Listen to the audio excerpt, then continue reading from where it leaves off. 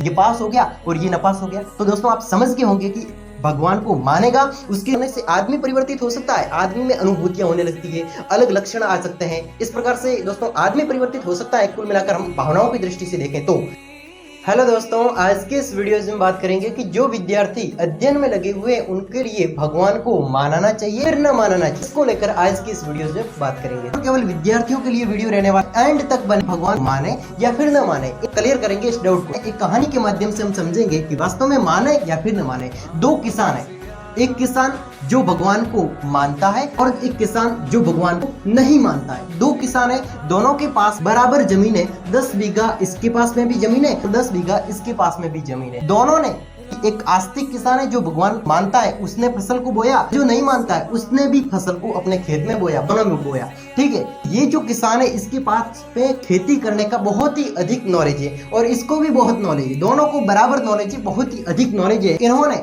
अपनी खेत की रखवाली की, खाद डाला, सिंचाई भी की समय समय पर। एंड में हुआ ये कि इस खेत में बारिश हो गई, यानी कि जो किसान आस्तिक था इसके खेत में बारिश हो गई और क्या पड़ गई, ओले पड़ गई, इसकी फसल है वो बर्बाद हो गई। लेकिन यहाँ पर है वो बारिश है वो नहीं हुई और इसकी फसल है वो रह गई और इसको पैसा मिल गया और इसको पैसा नहीं मिला। भगवान को मानने से और न मानने से क्या फर्क पड़ा? यानी दोस्तों मानसून यहाँ पर रहा है, मानसून इसका खराब था कि यहाँ पर बारिश अधिक हो गई, ओले पड़ गए, इस कारण इसकी फसल है वो बर्बाद हो गई। और यहाँ पर ओले नहीं पड़े, यहाँ पर इसको पैसा मिल गया और इसको पैसा नहीं मिला। यानी दोस्तों जो विद्यार्थी पढ़ते भी हैं और भगवान को भी मानते हैं उनके लिए भी रिजल्ट सेम आने वाला है, और जो भगवान को नहीं मानते और पढ़ते भी हैं, अपने पढ़ाई पर फोकस करते हैं, उनके लिए भी रिजल्ट सेम आने वाला है। यहाँ पर दोस्तों प्रकृति जो मानसून होता है वो डिपेंड करता है, यानी कि हम मेहनत कर रहे हैं, यानी कि दोनों किसानों ने बराबर मेहनत की,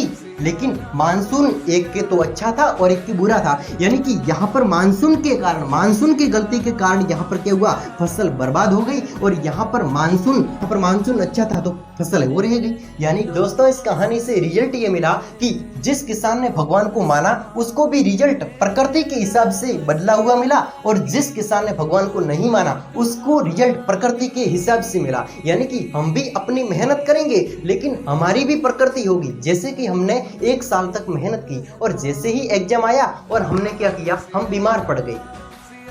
हमारा बीमार पड़ना हमारा अनुकूलन है, हमारा अनुकूलन वातावरण से नहीं हुआ, इसलिए हम बीमार पड़ गए। यानी कि एग्जाम से 1 दिन पहले क्या हो गए, बीमार पड़ गए। 1 साल मेहनत की और लास्ट में ज्यादा हो गए बीमार, तो एग्जाम नहीं दे पाए। इसी प्रकार से यहाँ पर भी दोनों ने बराबर मेहनत की, लेकिन क्या हुआ लास्ट में, यहाँ पर मानसून, यहाँ पर अनुकूलन बिगड़ गया और यहाँ पर मानसून अनुकूलन है वो अच्छा हुआ, तो ये पास हो गया और ये नपास हो गया। तो दोस्तों आप समझ गए होंगे कि भगवान को मानेगा उसके लिए भी रिजल्ट में तो सेम ही रहेगा। देखिए भगवान को मानने से आदमी परिवर्तित हो सकता है, आदमी में अनुभूतियां होने लगती है, अलग लक्षण आ सकते हैं। इस प्रकार से दोस्तों आदमी परिवर्तित हो सकता है। कुल मिलाकर हम भावनाओं की दृष्टि से देखें तो, लेकिन जो रिजल्ट होता है, रिजल्ट में कोई प्रभाव पड़ने वाला नहीं है। आप इस किसानों की दृष्टि से, इस किसानों की मेहनत के आधार पर आप समझ सकते हैं कि हमारी प्रकृति है वो ही हमें सफल बनाती है। हमारी मेहनत के बाद में हमारी प्रकृति, मेहनत तो दोनों ने की लेकिन इसकी प्रकृति, इसका मानसून बिगड़ा हुआ था इसलिए फसल बिगड़ गई, और इसका मानसून अच्छा था इसलिए फसल है वो रह गई। दोस्तों निष्कर्ष निकल गया होगा कि भगवान को माने या फिर न माने। आपने खूब मेहनत करी है पढ़ाई में, भगवान को मानो ना मानो आपके सिलेक्शन से उससे कोई फर्क नहीं पड़ना।